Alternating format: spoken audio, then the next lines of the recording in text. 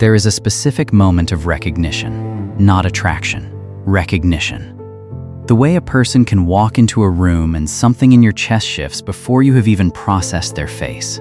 A pull that arrives before thought, before language, before any decision you made. Just a signal, clean and immediate, from somewhere older than your ability to name it. You know that feeling. The question is whether it is new.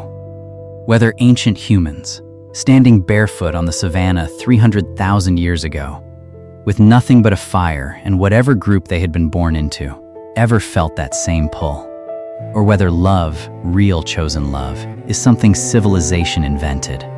A luxury afforded by agriculture and surplus, and the freedom to want something beyond survival. Here is what most people assume, that prehistoric mating was not a choice. That small bands meant limited options. That intergroup alliances meant strategic marriages arranged by elders. That survival left no room for the inconvenience of preference. You paired with who was available. And love, the kind with a flicker in it, the kind that makes you do irrational things, came much later. That version of the past feels logical. It is also almost entirely wrong. Biological anthropologist Helen Fisher, who has spent decades studying romantic love across human cultures, found evidence of it in 147 of 166 societies examined. Nearly 90% of every human group ever studied. Not romantic idealism, not poetry. The specific behavioral pattern of preferential pair bonding, seeking one person out above others, feeling energized when near them, thinking about them when they are absent, experiencing something closer to craving than to comfort. That pattern does not appear in 90% of human cultures because civilization spread it. It appears because it predates every civilization that ever existed. The brain chemistry confirms it when researchers placed people newly in love into fMRI scanners. The images showed activation in the caudate nucleus and ventral tegmental area, the same dopamine-driven reward circuits that fire during hunger and addiction.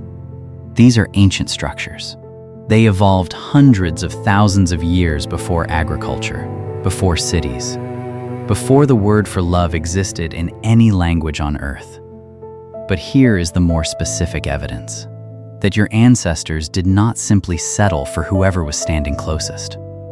Among the Ache hunter-gatherers of Paraguay, documented over decades by anthropologists Kim Hill and Magdalena Hurtado, women had an average of 12 long-term partners across their lifetime.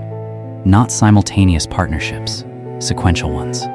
Active, deliberate choices made, reconsidered, and made again.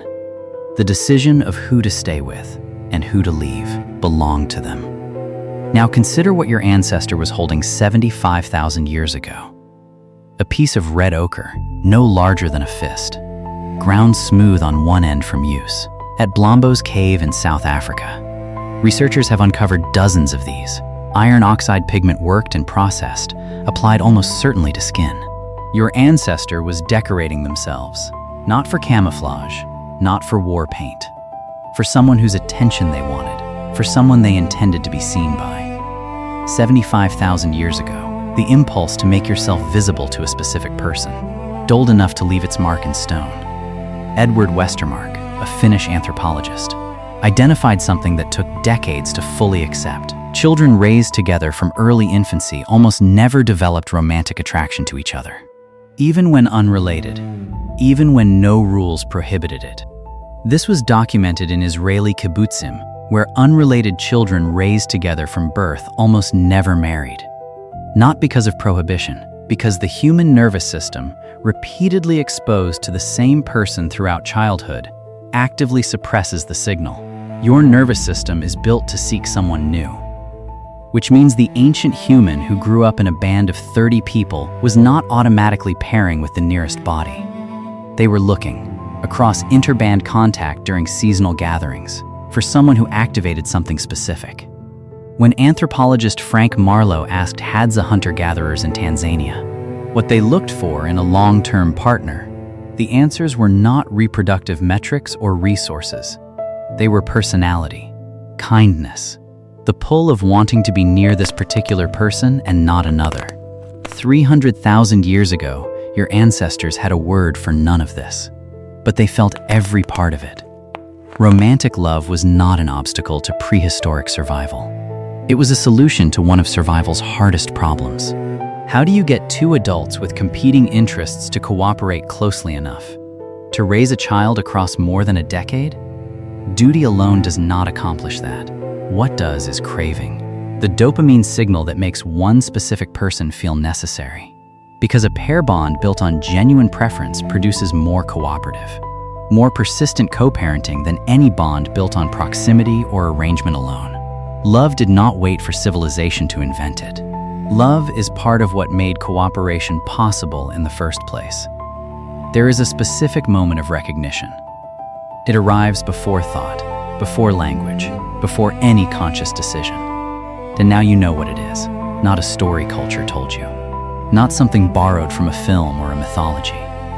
It is a signal that has been running in the human body for 300,000 years, pointing one particular person toward one particular other, for reasons older than anything either of them could name. Your ancestors felt it too. They just never had a word for why it would not go away.